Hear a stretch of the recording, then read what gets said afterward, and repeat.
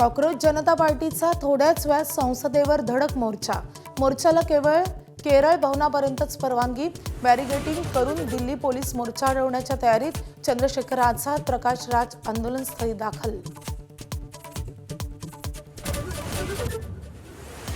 जंतर मंतरवरील आंदोलनाला पाठिंबा देण्यासाठी मुंबईतील चैत्यभूमीवर आज दुपारी आंदोलन। कॉकरोच जनता पार्टीसह AISF, छात्र भारती आणि इतर संघटना सहभागी होणार।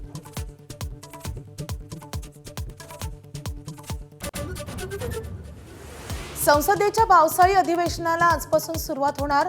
नीट पेपरफुटी, राम मंदिर दानचोरी प्रकरणावरून विरोधक आक्रमक होण्याची शक्यता, तर रणनीती ठरवण्यासाठी इंडिया आघाडीची थोड्याच वेळात बैठक।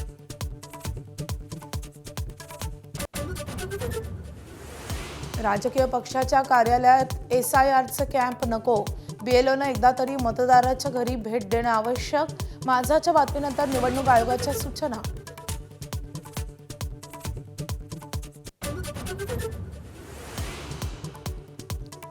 धर्म बदलल्यानं किंवा धर्माचं पालन केल्यानं जन्मजात जात बदलत नाही।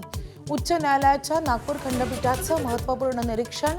धर्म आणि जात दोन्ही स्वतंत्र संकल्पना, खंडपीठाचं मत।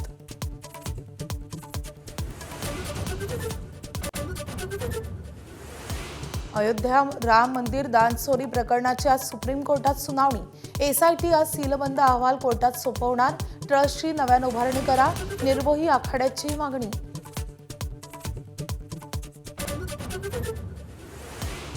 वर्ध्यात समृद्धी महामार्गावर भीषण अपघात। मालवाहू वाहनाची कारला मागून धडक। 5 जणांचा जागीच मृत्यू, 1 जण गंभीर जखमी। मृतांमध्ये एकाच कुटुंबातील 3घांचा समावेश।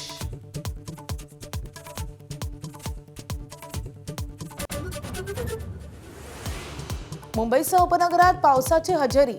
मध्य रेल्वेची वाहतूक 10 ते 15 मिनिटं, तर पश्चिम रेल्वेची वाहतूक 5 ते 10 मिनिटं उशिरानं।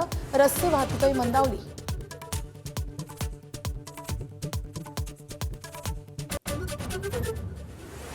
स्पेन ठरला यंदाचा फुटबॉल विश्वविजेता। अर्जेंटिनावर 1-0 मात करत स्पेनच्या युवा संघाकडून मेसीच्या पलटनचा पराभव। अतिरिक्त वेळ स्पेनच्या फेरेन टोरेसचा गोल स्पेनसाठी निर्णायक।